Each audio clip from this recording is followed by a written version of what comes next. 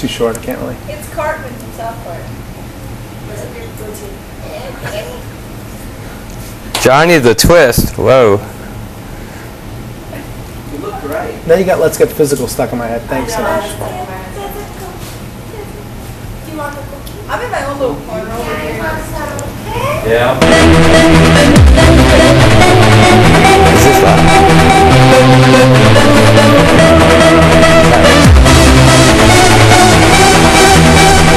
Like to party?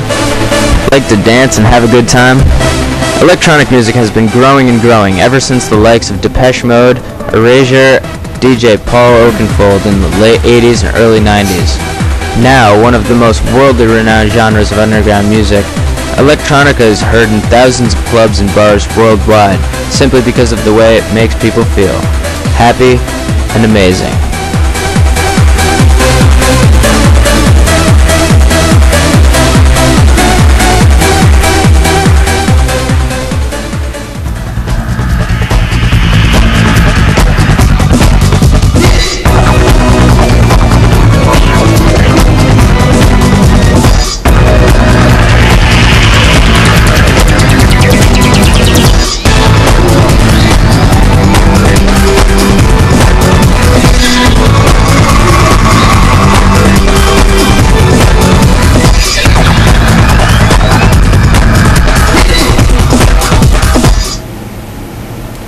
Our guest today has been a full-time computer programmer and website engineer for over 9 years. His alter ego is a part-time trance DJ with 5 years and more than 70 live performances under his belt.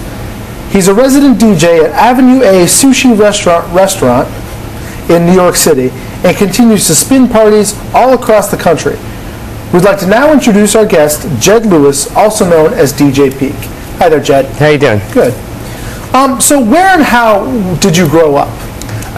Basically, I grew up in a real small town of about 1,000 people in northwest Connecticut where absolutely nothing went on, and went directly to college and all that, and kind of missed growing up in a lot of ways. Oh. Well, what made you start DJing, Jed? A few years ago, about 5 exact, I moved to Wilton, Connecticut, and ended up moving into a condo next door to a lesbian criminal lawyer who would pound on my walls when my dishwasher was running, type of thing, and that just made me want to find a place where I could be loud and enjoy music, and I found the ideal place. Wow. Now, what exactly do you do, Jed, when you spin electronica? The number one thing is to be at the party before I go on and kind of get a feel for the crowd and basically the overall energy of the place. And at that point is really when I can find what I want to play and go from there. Oh. Now, what exactly made you decide to spin for trance as opposed to something like club or house or anything else? As I mentioned, I did find the ideal place, and that was a warehouse place in Norwalk. Sorry. It invited itself to be a party place, and I threw an unbelievable party there, and had about 9 DJs. And the music I heard there was nothing like I had ever heard. It was mostly European, and I fell in love with it. Wow. Honestly. Now, Jed, what would you say some of your best or your favorite gigs are? My best gig, beyond a doubt, I spent a week in Ibiza, which is the most unbelievable party spot in the world, basically. And I came back a day later, flew to Miami, which is actually on the anniversary of September 11th, so that was a little weird. Basically, this party was amazing. There were 2 floors, so another DJ was upstairs. I played the last set downstairs and closed the entire upstairs an hour early. So basically everybody was hearing my stuff, and it was just stuff they had never heard before. And that was just amazing. Wow. Now, Jed, you seem like a fairly happy person. What is it about this lifestyle that you enjoy so much? Well, as you said, I've been doing internet development for 9 years now. I'm very serious about it, so that's my work. But there's nothing like an escape on a Friday night after coding all week to go down to Manhattan and show people a good time. Right. Well, now, Joe, this seems like a fairly risky lifestyle. Would you say it's ever gotten you into any trouble? Honestly, no. The first party and a couple of subsequent parties at my venue here in Norwalk, I actually hired the Norwalk police to do the security, so that pretty much kept me out of trouble, at least in the beginning.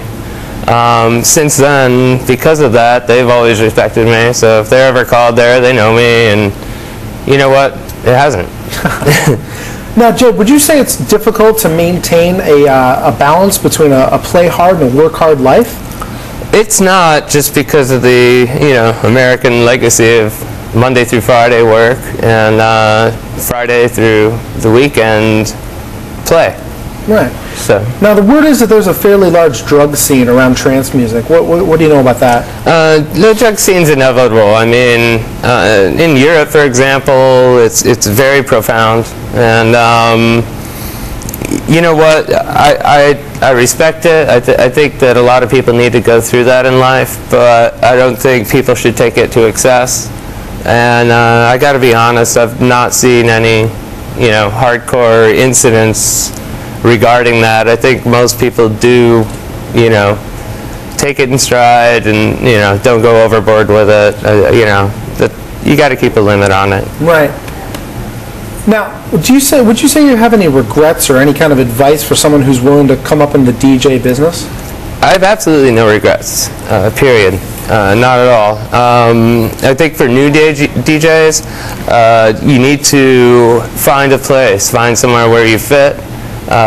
You need to be passionate about the music you're playing, and you need to have a sense of the crowd and what they're hearing, and what gets them going, and feel the crowd. It can go a lot of directions. Sometimes the DJ before you can leave you in a real tricky place where the crowd's either dead or the crowd's either way pumped up, and there's no way you can plan your sets in advance. You need to really feel the crowd and what's going on and enjoy it, and most of all, enjoy yourself doing it. Right, right. Well, I'm really looking forward to possibly going to one of your next shows. Oh, absolutely. Today we got to meet someone who has experienced it all, from racing BMWs to being a licensed pilot to becoming a DJ in electronica. I'd like to thank Jed for joining us today. Thank you very much. Absolutely. Thanks. I'd also like to thank all of you for joining us for yet another edition of Person to Person, and hope you join us week to week to see just who exactly we bring in. Thanks, folks, and good night.